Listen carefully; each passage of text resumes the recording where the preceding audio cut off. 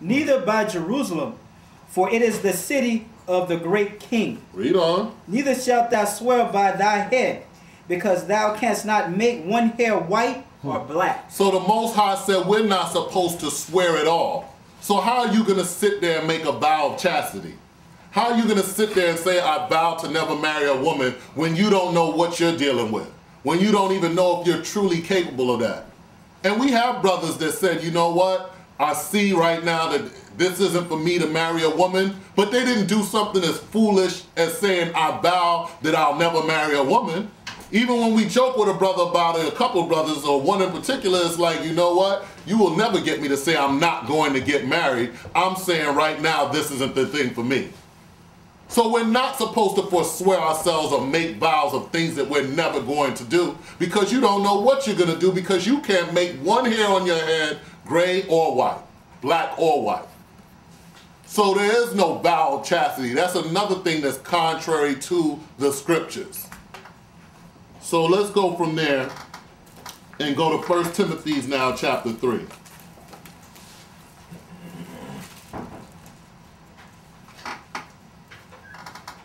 Because now you have bishops and deacons and things of that nature, positions of that nature in the church. And so does the Bible speak about those positions, whether a man can be married or not? Does it? Yes, it does. And is it going to say that if you're a priest, you shall not be married? Let's find out. Let's read 1 Timothy chapter 3. 1 Timothy chapter 3. We're going to start at verse 1. Start at verse 1. Verse 1. This is a true saying. So this is true. If a man desire the office of a bishop, he desireth a good work. So in the Catholic Church, as well as other churches, they have this position called a bishop, which is basically the head person for that region. So now it said, if a man wants to be a bishop, it's a good thing. Go ahead. A bishop then must be blameless. So a bishop is supposed to have the qualifications of being blameless, meaning he's not supposed to be going out there breaking the commandments. He's not supposed to be one that's known as a sinner, whether it's in the church or outside the church. So at work, and wherever he is, he's supposed to have a good reputation and not be known as a sinner. Go ahead. The husband of one wife. Wait, what? The husband of one wife. That must be a misprint. It says none wise, zero wise, no wise at all. A bishop then must be blameless, the husband of one wife. So now where does this doctrine come from? Because even the scriptures are telling you if you want to be a bishop, which is a high position in the church, he's over the church. He's a servant of the entire church. It says that he's supposed to be the husband of what? One wife. Go ahead. And it says vigilant, sober, of good behavior, given to hospitality, apt to teach. So he has to be watchful. He has to be thinking clear-minded. That's the sober, of good behavior, having a good reputation in the church as one that keeps the commandments, given to hospitality. That's someone that deals with the church. And I said that he's over the whole church, but let me make it clear. When I say over, the scriptures tell you that he is the servant of the whole church. So it don't mean he runs anything. That means he has been blessed with the position to help all those people that are within his flock. It doesn't make him God or king of the church. There is no king of the church. There's Christ, who's the king of the nation of Israel. And as for anything else, all these things are qualifications for a bishop. So if you have rumors or you have things going on that's not more than rumors, where a lot of people are bringing accusations that this priest is sleeping with little boys, that's not a good behavior. That's wickedness. If you keep hearing that this man is sleeping with women in the congregation or different nuns, that's not good behavior. That's wickedness. He's not supposed to be a bishop. He's not supposed to be in that church. He's not supposed to be serving anybody. He's supposed to be repenting and getting his act together and following the works of Christ. So when it says he must be blameless, the husband of one wife, vigilant, sober, of good behavior, given to hospitality, that means he's the servant. He's reachable. He's attainable. People can come to him with their problems, and when they have issues that they're dealing with, they can go to that person and talk and work themselves through those things. And then it says, apt to teach. He's got to be able to teach the scriptures. And the reason why he has to be able, or how he becomes able, is first by knowing the scriptures, but most importantly being an example of the scriptures that he's teaching. That's how you're able to teach. If you're a hypocrite, if you're committing adultery, if you're sleeping with little boys, if you're breaking the commandments, then you're not apt to teach.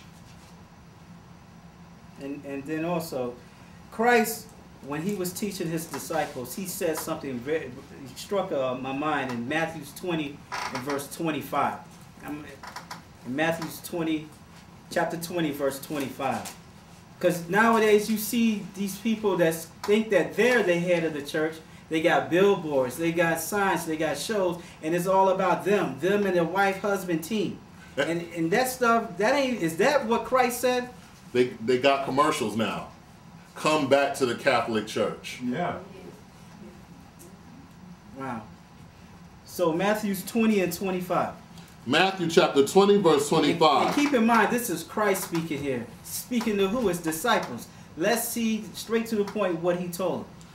But Jesus called them unto him and said, Ye know that the princes of the Gentiles exercise dominion over them, and they are great, and they that are great exercise authority upon them. So he was saying what? The Gentiles, the other nations, people in our time, people that's not in Christ, that's in the world, what do? They set up people, and they what? They have underling people in subjection to the leader, the one that's the chief. But like, read on now. But it shall not be so among you. That's clear. It's nothing deep about that. He said it shall not be so among those that follow under me. The Christians. You call yourself a Christian. Christ said that's not so. You're not the head. But read on. But whosoever will be great among you, let him be your minister. And whosoever shall be chief among you, let him be your servant. Right. The chief, the head, Christ says in his body, those are going to be the ones that's always, like the brother brought out in the scriptures, serving, adaptable, and quick to the people. Quicker to the people's needs than his needs. Quicker to teach the people than to fulfill his own lust. Whatever he want to do, within the law. If he want to go out to a movie or something, he'll put that down if someone needs help.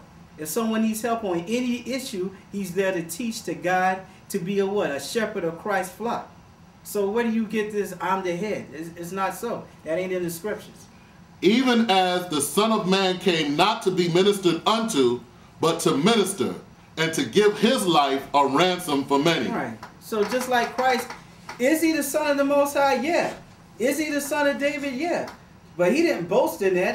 When he healed people, what he told them? Tell no one, no man that I'm the Christ. But he went on and taught them and everything else. And then at the end of that, a righteous man gave himself his life a death ransom for a wicked nation. And so now you're getting more into the point of why the scriptures say it was better for people to remain like Paul, because it takes a lot of work to be a servant. It's a lot of people you have to deal with. There's issues amongst us. When you look at the issues amongst our nation, there's so many things that we're going through. There's so much help that we need. So people with families have to sacrifice. So what he was saying was, yes, it would be better if you could be like me, but that may not be for you. It doesn't excuse you from doing the work. You still have to do that work, but you have to have a balance, because you also are responsible for taking care of your family. You can't neglect your family and not deal with them to deal with everybody else's problems, because the scriptures tell you that that's evil. So, and it's going to go on and explain that when we go back to 1 Timothy 3. So let's go on in 3 and read it from the top, 3 and 1. 1 Timothy 3 and 1. This is a true saying. If a man desire the office of a bishop, he desireth a good work. A bishop then must be blameless, the husband of one wife, vigilant, sober, of good behavior, given to hospitality, apt to teach. Go ahead. Not given to wine. He's not a drunkard. No striker. Go ahead. Not greedy of filthy lucre. But patient. Not a brawler, not covetous. So you know that this could actually be taught as a whole separate class. But it says he's not given to wine, so he's not a drunkard. He's what? No striker, he's not a fighter, nor greedy of filthy lucre. He's not a person that's going out there and chasing after money. He's not a person that would lie and teach you a doctrine that is also false about the tithe so that he could get rich, like he's the priest. Not greedy of what? Filthy lucre. What else does it say? It says, but patient. Uh-huh. Not a brawler. Not covetous. So he has to be patient, not a brawler, and not covetous. These are all qualifications. So if a man is over church, the servant of that church, a minister to that church, and he's not doing these things, then he's not supposed to be in that position. Go ahead.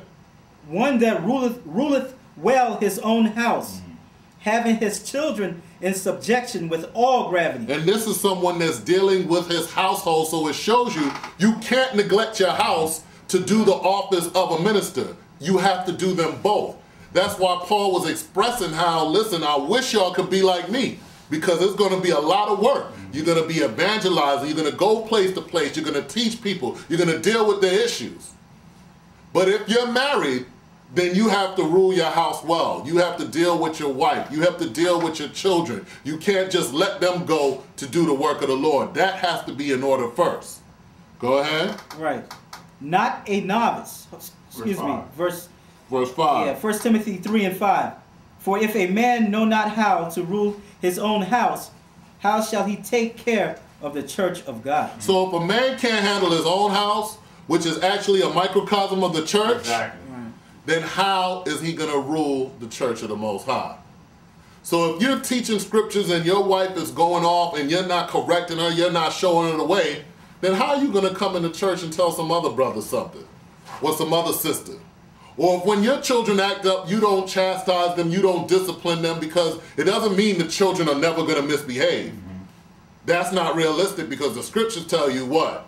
That foolishness is bound in the heart of a child. But it's about what do you do when they act up? Do you let it go? Like, what was that brother's name that just his sons were sleeping with women at the temple? Eli. And he didn't say nothing? That's wicked. But if you like the other brothers in the scriptures that when they saw that their children were going off, they dealt with them, corrected them, and chastised them according to the Lord, that's what we're supposed to do. So it says, one that ruleth well his own house, having his children in subjection with all gravity. For if a man know not how to rule his own house, how shall he take care of the church of the Most High? You can't. Jump down to verse 8. No, keep reading. Okay. Verse 6. Not a novice, lest being lifted up with pride, he fall into condemnation of the devil. So he can't be a novice, because if he's a novice, newly coming to this word, newly learning the scriptures, and is put in a position to teach, then things begin to happen like he thinks he's over the church. And he thinks that the members of the congregation that he's supposed to be serving, that they're serving him. Then he starts to abuse the flock. Then he starts to do things like deal with brothers, women, and sleep with them. Or tell brothers off. Or not deal in any of those spirits that we read about where you're hospitable, able to teach, not being a hypocrite. That's what novices do. So we have to really be into this word, following what it says, so that when we're put in a position, we really understand that we're not here to be over anything. We're here to be the servants of the congregation. Because novices don't understand that. Novices think it's about them. And